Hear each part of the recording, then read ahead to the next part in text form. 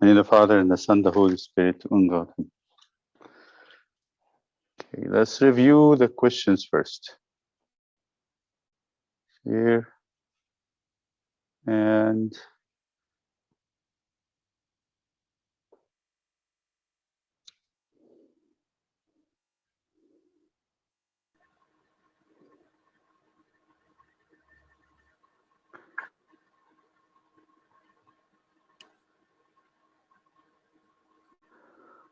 question number 4.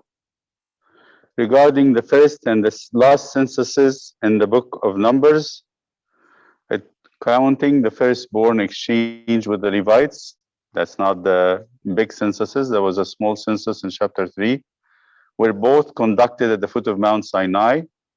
No, one was at the foot of Mount Sinai, and the other by the plains.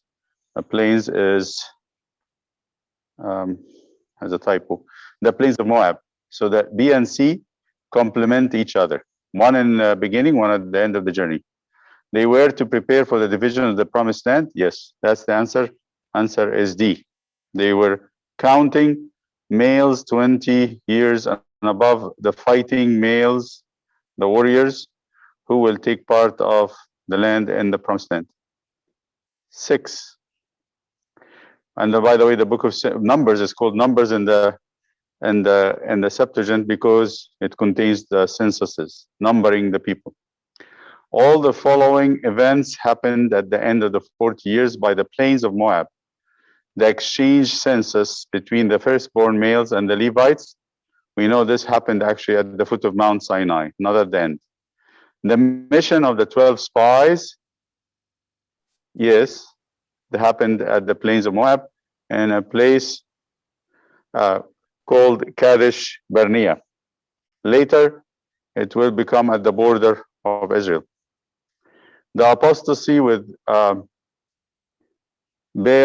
of Peor and the beginning of generation-long march. If I said only by the plains of Moab, this question would have much more than one correct answer. But because I wrote at the end of 40 years, only one thing happened at the end of 40 years is the apostasy with the Baal of Peor. So you have 3 things happening at the plains of Moab: the mission of the 12 spies, the apostasy with Baal of Peor, the beginning of the generation-long march. The B and D happened at the beginning. So they visited the plains of Moab twice. The first one, it was Kadesh Barnea, and the second time, the last time, was by the Acacia Grove, where they started entering the promised land. This is the last one, which is at the end of 40 years. So the apostasy happened at the end of the 40 years. 11, right? Okay, 13. The Nazarite vow. The Nazarite vow, or for 13. I have to say, this is a reading material with some thought in it. So this needed a little bit more than just reading. The Nazarite vow is in chapter 6. And if you read it carefully, it goes to describe anyone from any tribe who wanted to consecrate themselves to the Lord. And you have examples of that in the Bible. At least in the Old Testament, we know 2 persons, Samson and Samuel. In the New Testament, we have St. Mary, St. John, the Baptist, and the Lord himself. These are all Nazarites. What's the Nazarite? We had this word before in the blessing of Jacob to his sons. He called Joseph the Nazarite of his brothers, the consecrated of his brothers. But I said this word has 2 meanings. A Nazarite is a consecrated person, but also a wild branch, a branch that's not pruned. And it hints to the head of the Nazarite person, the consecrated person that's not shaved.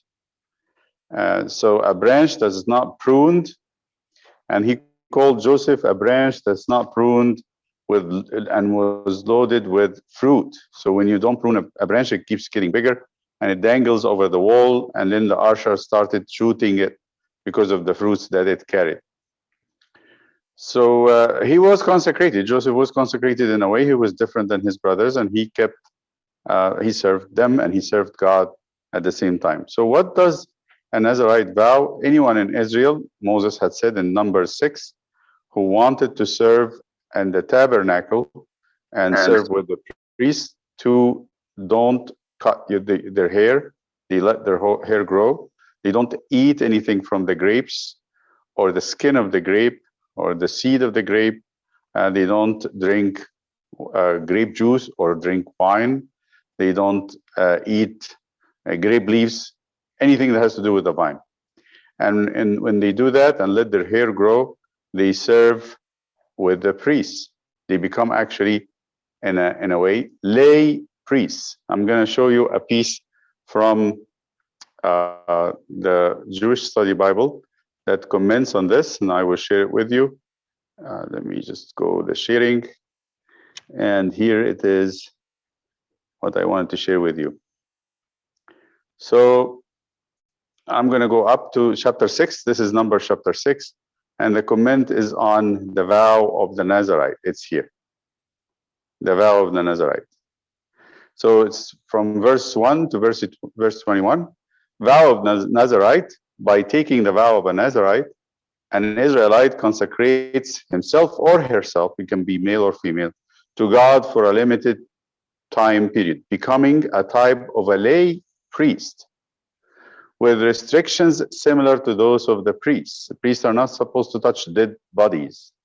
They're not supposed to, a Nazarite should not touch a dead body. The vow entails a number of restrictions to the person's in lifestyle, abstaining from fermented drinks and grape products, abstaining from cutting the hair, and abstaining from coming to contact with a dead body. This explains why Samson, this is important for us because it will explain to us Samson's idea, why his hair was very important. A Nazarite was not supposed to cut his hair. The rabbis, the teachers, the Jewish teachers, explained that the passage on Nazarite vows follows the section on the suspected adulteress to teach that abstinence from drink is commendable, since drinking intoxicants can lead to adultery. That's what the rabbi said. There is a link between the two. Modern critical approaches connect the sections by their emphasis on the key roles of the priest. What does the priest do? So there is a talk about the offerings of the priests and stuff. And here you might have an explanation for two persons. First, I said Samson and why he was strong as long as his hair was long. And we're going to talk about this today when we talk about the book of Judges. Why the hair of Samson was the key to his extraordinary strength.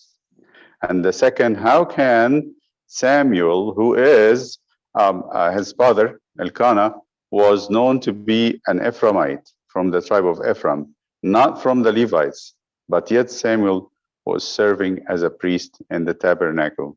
And the key was in the vow of his mother, who vowed him to be a Nazarite all his life, not a period of time, but all his life he was vowed to be a consecrated person for the Lord.